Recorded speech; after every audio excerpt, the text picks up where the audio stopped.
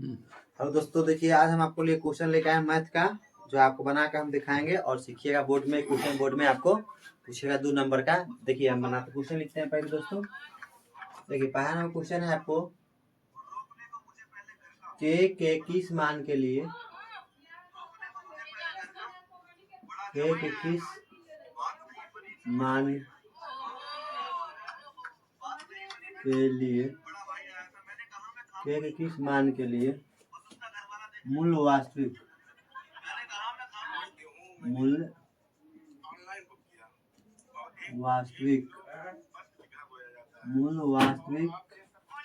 एवं समान हो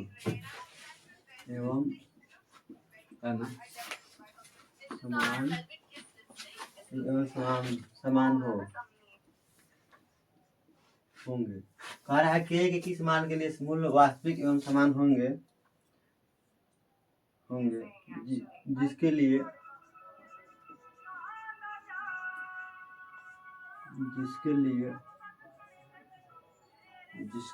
द्विघात समीकरण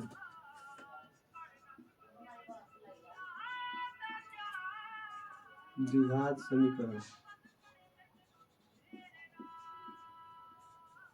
समीकरण 2x² प्लस kx प्लस 3 बराबर 0 हो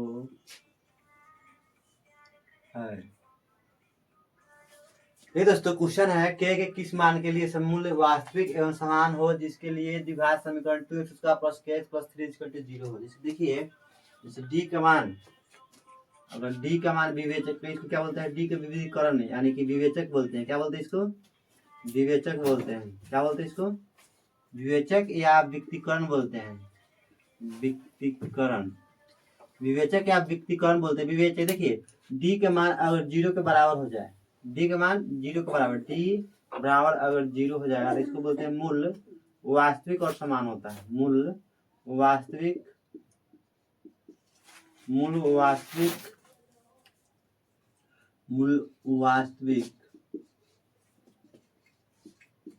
वास्तविक एवं समान होता है। मूल वास्तविक एवं समान होता है। अगर डी का वैल्यू 0 से बड़ा हो जाएगा, डी का मान 0 से बड़ा हो जाएगा तो मूल वास्तविक और भिन्न हो जाता है। डी का मान 0 से बड़ा, जैसे 0 से 1 2 3 4, तो मूल वास्तविक और भिन्न हो जाता है। मूल वास्तविक और भिन्न होता है। मूल वास्तविक और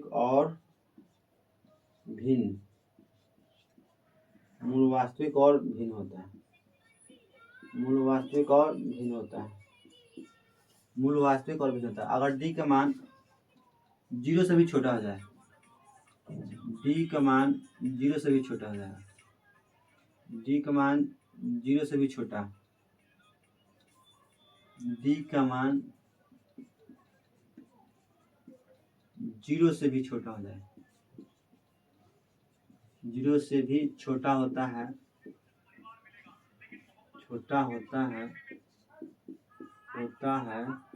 तो कोई अस्तित्व नहीं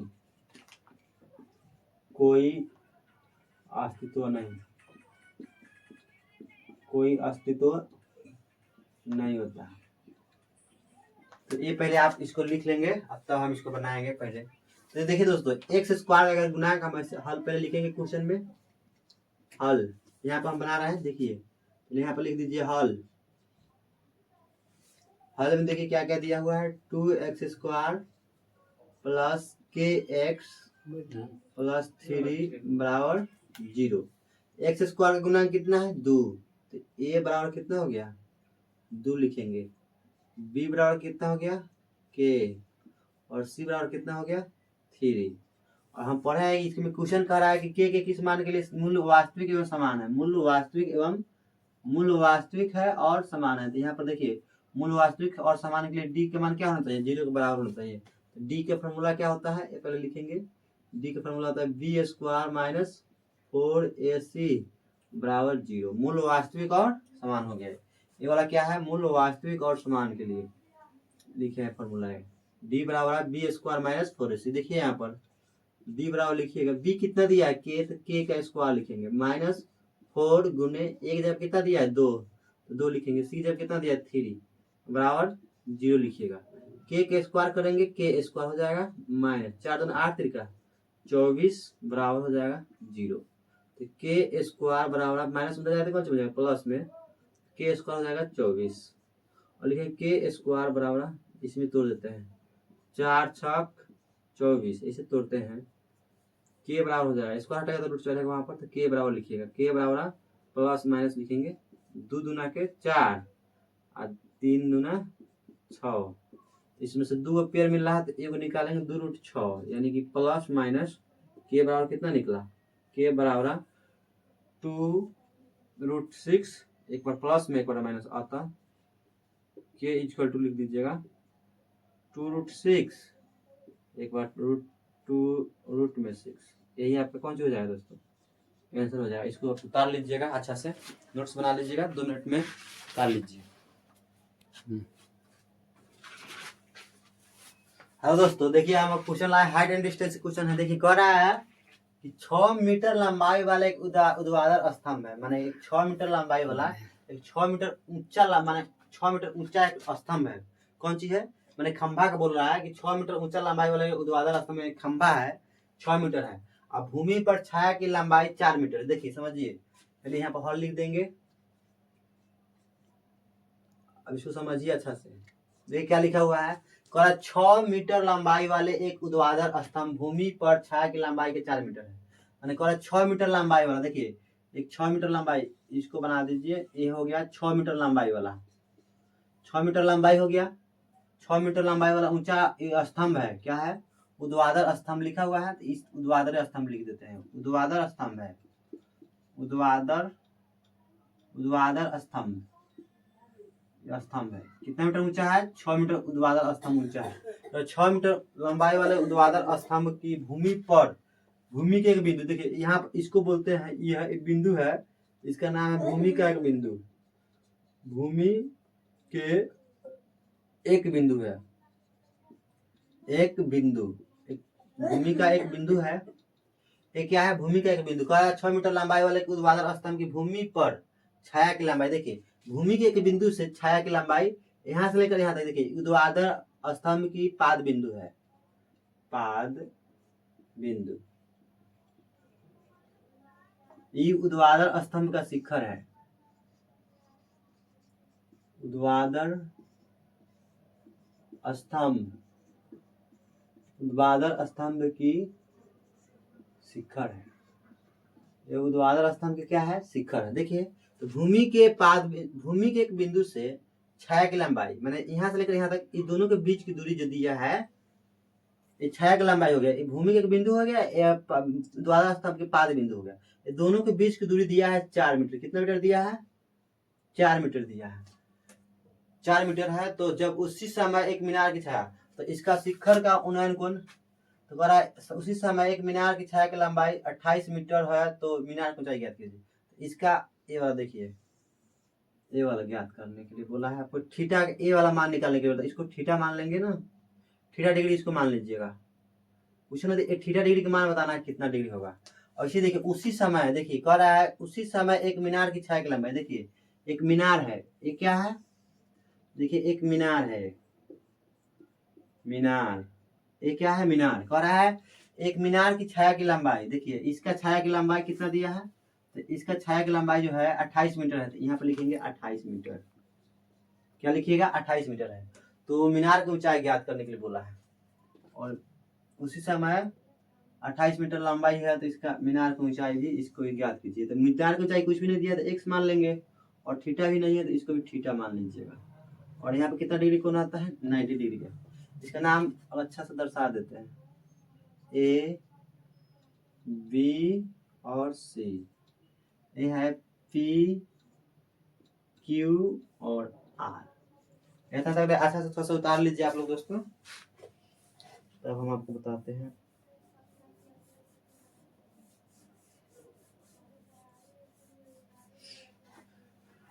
चलिए अब हम लोग पहले बनाते हैं, लिख लेते हैं जो चीज माने हैं, जो चीज मान लिया कि मीनार की ऊंचाई x मीटर। त्रिभुज मान लिया कि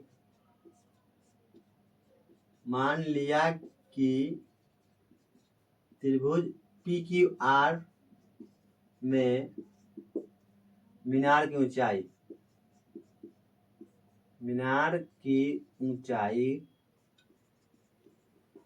बराबर x मीटर है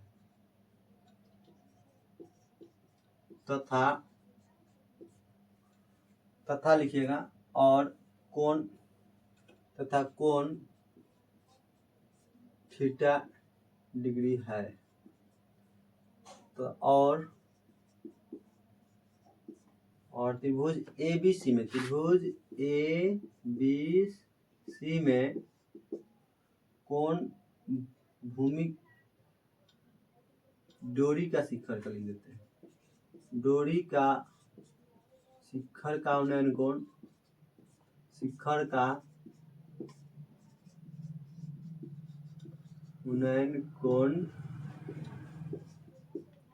थीटा डिग्री है।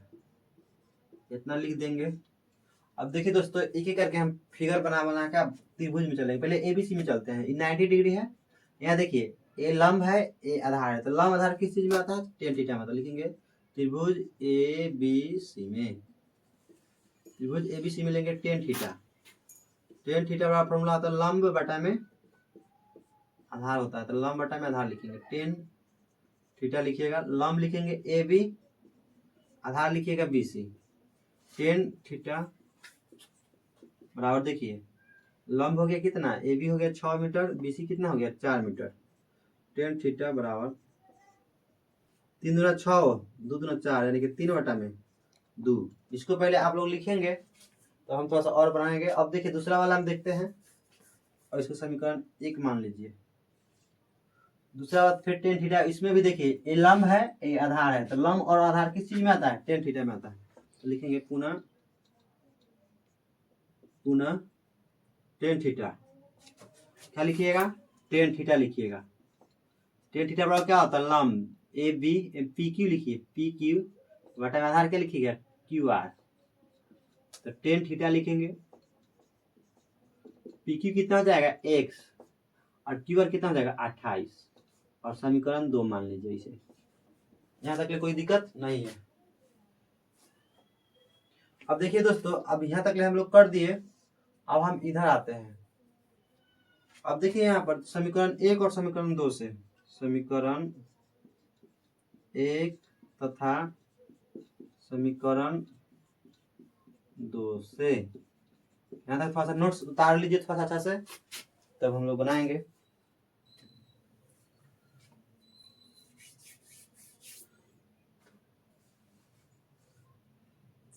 चलो। अब दोस्तों देखिए यहाँ पर, अब हम लोग आ गए। देखिए यहाँ पर टेन थीटा बराबर दिया है 3 बटा में 2, और एक और टेन थीटा बराबर क्या दिया है? टेन थीटा बराबर दिया है x बटा में 28। तो 10 से 10 हटा दीजिएगा, यहाँ पर लिखिएगा 3 बटा में 2 बराबर x बटा में कितना है? 28 है। तो यहाँ पर लिखेंगे, यहाँ पर 28 छूट गया, गलती हो गया। देखिए यहाँ पर सही से देख लीजिएगा, x बटा में कितना है? 28। अब तिरछा तिरछी मल्टीप्लाइकेशन करेंगे, तो 2 में 1 से गुना करेंगे, कितना जाएगा? 2x। 28 में 3 से गुना करेंगे, 28 गुने 3, यानी कि x बराबर लिखिएगा 28 गुने 3, अब बाटा में 2 लिखिएगा। अभी कटेगा 14 दूना के 28, कितना बार में कटा? तो x बराबर जो निकला 14 42, माने x बराबर कितना निकला? हमको निकालना था मीनार की ऊंचाई, ये वाला ऊंचाई निकालना था, मीनार की ऊंचाई। तो लिख देंगे अतः यहाँ पर लिखना होगा, ये मीनार की ऊंचाई कितना निकला है? 42 मीटर। अतः मीनार की ऊंचाई बराबर 42 मीटर है। ये लिख दीजिएगा। अच्छा से इसको देखिए, नोट्स बना लीजिए, अच्छे से लिख लीजिए, घर पर बनाइएगा इसको।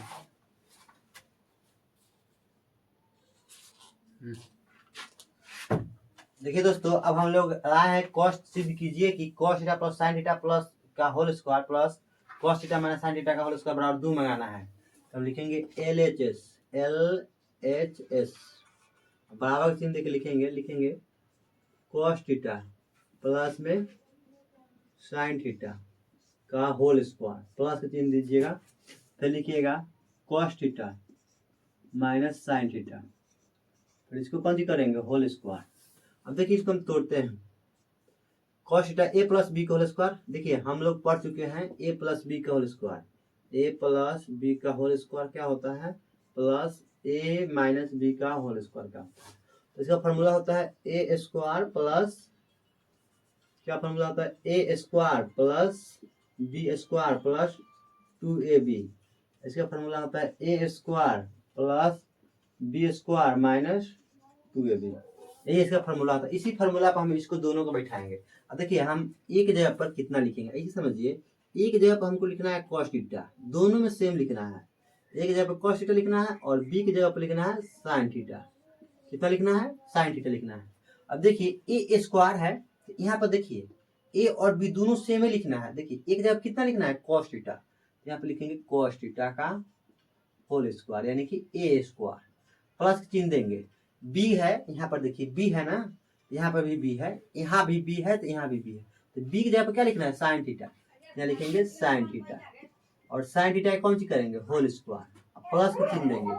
फॉर्मूला में 2 है तो यहाँ पर 2 लिखेंगे, गुने का चिन्ह, इसका मतलब होता है गुना। एक जगह कितना है cos थीटा है तो cos थीटा लिखेंगे और b की जगह कितना है sin थीटा है, यहाँ पर लिखेंगे sin थीटा लिख देंगे और फिर प्लस के चिन्ह देंगे। फिर a square plus b square minus 2।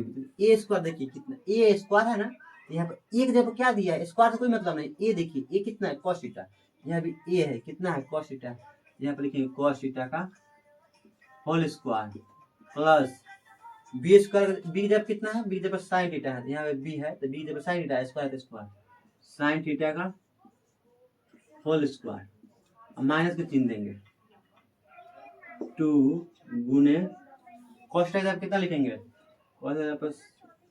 cos theta गुने बी जब कितना लिखेंगे sin थीटा। अब यहाँ पर देखिए, यहाँ पर हम लिख देते हैं cos square theta plus sin square theta plus में 2 sin थीटा गुने में cos थीटा प्लस में cos स्क्वायर थीटा प्लस में sin स्क्वायर थीटा माइनस में 2 sin थीटा इंटू में cos थीटा। अब देखिए दोस्तों कटने वाला है 2 sin theta into cos theta, यहाँ भी है 2 sin theta into cos theta, यहाँ है, इसको इससे काट दीजिए। देखिए cos square theta plus sin square theta कितना हो गया एक, यहाँ एक लिखेंगे प्लस, यहाँ भी देखिए cos square theta plus sin square theta कितना हो गया एक और एक कितना हो गया एक और एक 2 हो गया। तो ये हमको 2 प्रूफ करना था तो लिखेंगे LHS बराबर RHS, यही हमको प्रूफ करना था। देखिए दोस्तों हम प्रूफ कर दिए, LHS बराबर क्या होता है RHS proof.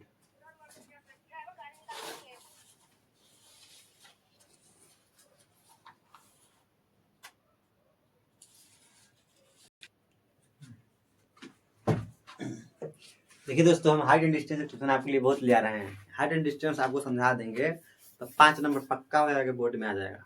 Height and distance हर साल क्वेश्चन पूछता है, हर साल जब भी आप मैट्रिक एग्जाम दीजिएगा हर साल पूछेगा एगो न एगो हाइट एंड डिस्टेंस। इसलिए कंसेप्ट समझिए कि हाइट एंड डिस्टेंस में क्वेश्चन क्या है मीनार के भवन। चलिए हम लोग क्वेश्चन समझाते हैं।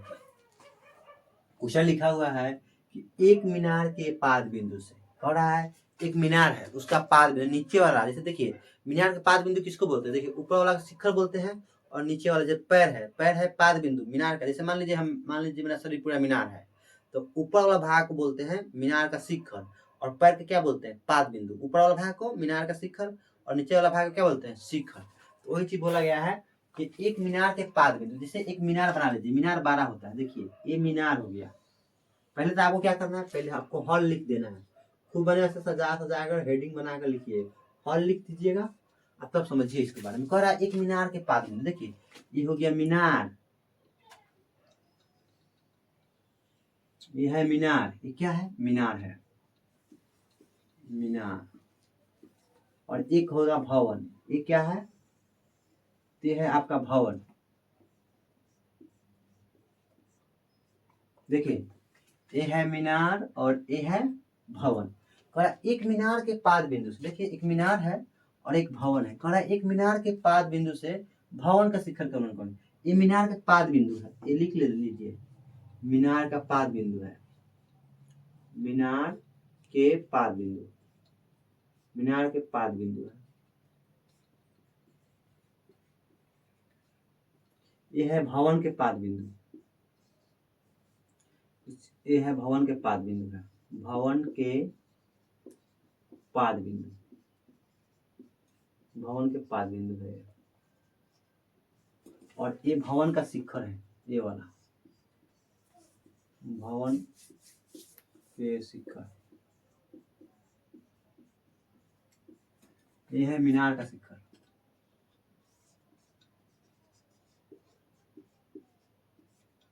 मीनार का सही से लिखने दीजिए, रुक जाइए, ये है मीनार का शिखर, मीनार के शिखर है। देखिए कह रहा है एक मीनार के पाद बिंदु से, ये मीनार के पाद बिंदु है, ये मीनार का शिखर है, भवन के पाद बिंदु है, भवन का शिखर है। कह रहा है कि मीनार के पाद बिंदु से भवन का शिखर, एक मीनार के पाद बिंदु से भवन का शिखर का उन्नयन कौन? इसको ऐसे मिलाइएगा, ऐसे अच्छा से फिगर बना के टेढ़ नहीं कीजिएगा, हम तो थोड़ा सा टेढ़ हो गया है, उसको अच्छा से आप सोचिएगा मिलाने के लिए, हम फिर से बना देते हैं अच्छा से, टेढ़ नहीं होना चाहिए, सीधा स्केल उठाइएगा, मीनार के पाद बिंदु से भवन का शिखर का उन्नयन कौन? ऐसे चलिए कोई बात नहीं, अच्छा से मिला लीजिएगा, हमको थोड़ा टेढ़ हो ही जा रहा है, चलिए हम फिर से देख रहे हैं, कोशिश करके अच्छा से मिल जाना चाहिए। इसमें हटा दिए, देखिए कह रहा है कि मीनार के पाद बिंदु से भवन का शिखर का उन्नयन कोण यहाँ पर दिया हुआ है, भवन का शिखर का उन्नयन कोण कितना डिग्री दिया है? 30 डिग्री, तो यहाँ पर लिखिएगा 30 डिग्री। मीनार के पाद बिंदु से भवन का, ये भवन का शिखर है, मीनार के पाद बिंदु, इसका उन्नयन कितना डिग्री दिया? 30 डिग्री दिया, 30 डिग्री लिख दिए। और भवन के पाद बिंदु से कह रहा है, और भवन यहाँ है, भवन कहाँ है? यहाँ पर, तो भवन के पाद बिंदु से मीनार का शिखर का उन्नयन, भवन के पाद बिंदु से मीनार का शिखर का उन्नयन कौन कितना डिग्री दिया है? तो ये है भवन का शिखर का उन्नयन कौन दिया? 60 डिग्री, यहाँ पर दर्शा दीजिए 60 डिग्री, 60 डिग्री है। और यदि मीनार, मीनार जो है ये वाला मीनार है, ये भवन है, देखिए मीनार, मीनार हमेशा के लिए बड़ा होता है और भवन छोटा होता है, तो मीनार बड़ा है और भवन छोटा है। और यदि मीनार 50 मीटर ऊंची है, मीनार को कितना मीटर दिया है? 50 मीटर, यहाँ लिखेंगे 50 मीटर लिख दीजिए। ऊंची हो तो भवन की ऊंचाई, ये वाला ऊंचाई ज्ञात करना है बउआ, ये वाला ऊंचाई, भवन की ऊंचाई ज्ञात करना है, तो इसका नाम दर्शा देते हैं, इसका नाम दे दीजिए ए, इसका नाम दे दीजिए बी, इसका नाम दे दीजिए सी, और इसको लिख देते हैं डी बिंदु। अब देखिए जो ज्ञात करने के लिए हमको बोला है भवन, जो चीज ज्ञात करने के लिए बोला है उसको मान लीजिए एक्स, और भवन के पाद बिंदु से मीनार के पाद बिंदु की दूरी वाई मान लीजिए, लिख देते हैं मान लिया कि